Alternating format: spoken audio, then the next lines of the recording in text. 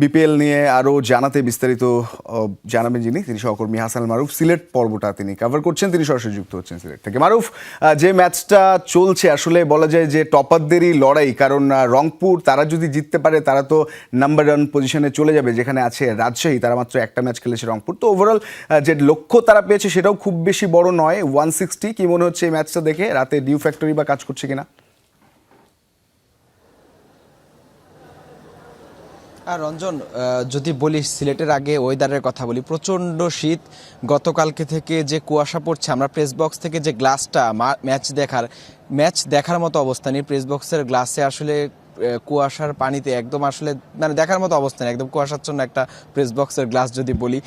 এবং মাঠেও প্রচণ্ড শিশিরের কারণে আসলে এত বেশি যে কারণে আসলে বল স্লিপ করছে, ফিল্ডারদের জন্য সমস্যা হচ্ছে। আমি যদি বলি যে রান তাড়া করাটা এখানে খুব একটা আসলে সহজ হবে যদি বলি প্রথমে ব্যাটিং করাচ্ছে দ্বিতীয়তে যারা ব্যাটিং করবে, কারণ যত সময় যাচ্ছে তত বেশি ডিউটা পড়ছে। এবং আমার কাছে মনে হয় রাজশাহী যে রানটা সেট করেছে এই উইকেটে বেশ ভালো একটা সংগ্রহ, কারণ যেহেতু উইকেটগুলো ইউজড আসলে, তো যত বেশি সময় যাবে এখানে খুব বেশি বড় স্কোর আমরা দেখতে পাবো না। সো 150 থেকে 170-এর মধ্যে স্কোরগুলোতে অনেক ফাইটিং হবে, যেটা আমরা এর আগের ম্যাচে দেখেছি।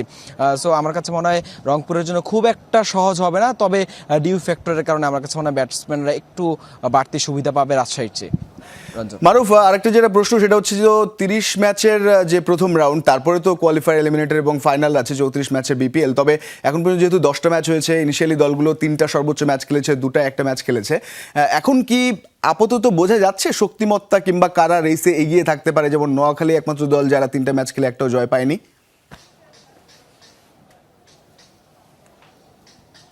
রঞ্জন, আসলে খুবই কঠিন। কারো 2টো ম্যাচ হয়েছে, কারো 3টা ম্যাচ হয়েছে। তবে এখন পর্যন্ত সবচেয়ে পিছিয়ে নোয়াখালী এক্সপ্রেস, যেহেতু তারা এখন পর্যন্ত জয় পায়নি এবং তাদের যে দলটা কাগজে কলমে বা শক্তিমত্তা সব কিছু মিলিয়ে সবচেয়ে পিছিয়ে আছে এই দলটা, সেটা নিয়ে কোনো সন্দেহ নেই। তবে আমি যদি বলি রংপুর রাইডার্স, রাজশাহী দারুণ শুরু করেছে, এবং সিলেট টাইটান্সের কথা বলতে হয়, টানা 2টো ম্যাচে জয় পেয়েছে। প্রথম একটা হার দিয়ে শুরু হয়েছিল কাগজে কলমে, কিন্তু টুর্নামেন্টের শুরুতে সিলেটকে অনেকেই পিছিয়ে রাখছিলেন। তবে সেই স্বাগতিক সিলেট কিন্তু এখন বেশ ভালো একটা শুরু পেয়েছে।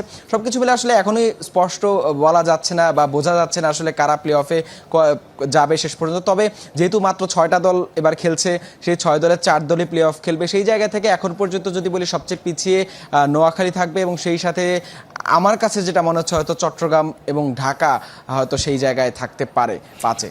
রঞ্জন, হোপফুলি আর একটু জমুক, সেটাই প্রত্যাশা, এবং আজকের এই রাতের শেষ ইনিংসটাও জমুক, সেটাই আশা করছি। অসংখ্য ধন্যবাদ মারুফ যুক্ত হওয়ার জন্য।